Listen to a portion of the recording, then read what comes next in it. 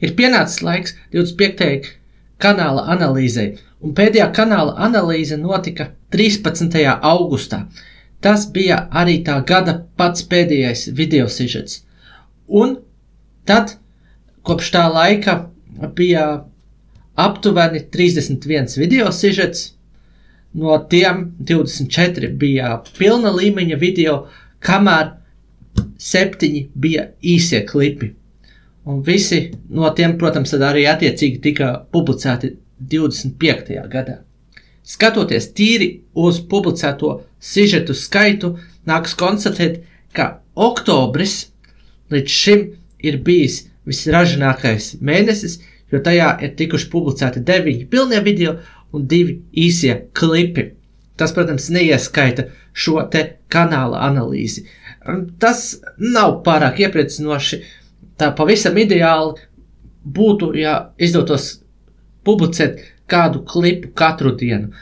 No tā Progresīvo pirātu ķemniecības kanāls uz to brīdi ir ļoti tālu, un šis gads nav bijis no labākajiem, ja runa iet tieši par sižetu publicēšanu, jo vairākos mēnešos, proti aprīlī, jūnijā un augustā netika publicēts vispār pilnīgi neviens pats sižets.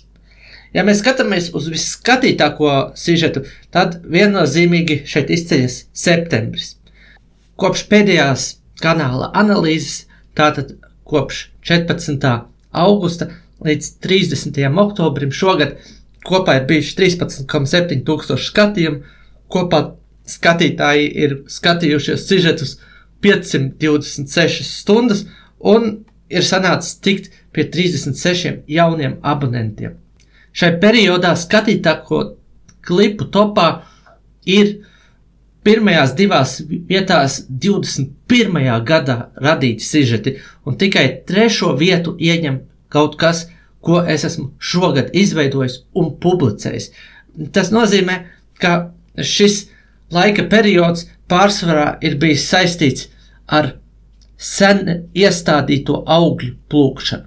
Kopš kanāla izveidošanas pirms 5 gadiem ir sanācis tikt pie mazliet vairāk kā 130 tūkstošiem skatījumu, un cilvēki ir sižetus skatījušies nedaudz mazāk kā 5000 stundas. Un abonentu ziņā tiešām nākas tikai pa vienu atpalikt no 400 abonentiem. Runājot par šogad publicētajiem video, es viņus iedalīju dažādās kategorijās. Pirmais ir Aichmanis, tas viss ar tiesu procesu, tur par šo tēmu kopā bija 4 sižeti. Tad bija dažādi sižeti, kas ir tieši saistīti specifiski ar Dobeles pašvaldību, arī 4 sižeti. Zem kategorijas korupcija es vienkārši apkopoju visus sižetus, kuri neiedara specifiski kādā no citām kategorijām. Militārā tēma ir pārsvarā saistīta ar armiju, saistībā ar droniem un austrumu robežu.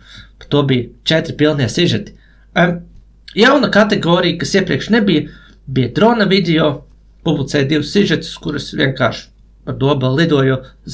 Un, šie sižeti gan bija tikai 2, un tas drons man arī nokupēja. Signālu pazaudēju, viņš nosēdās kaut kur patvaļīgi un, pārbraucu kāds pāri tur vai uzkāpa virsū, un kamēr es līdz viņam tiku, viņš tur bija jau bojāts.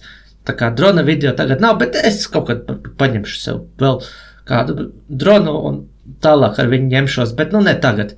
Un tad vēl iekšējo drošības biroju bija 2 pilnie video un 1 īsais klips. Kopā 3 sižeti.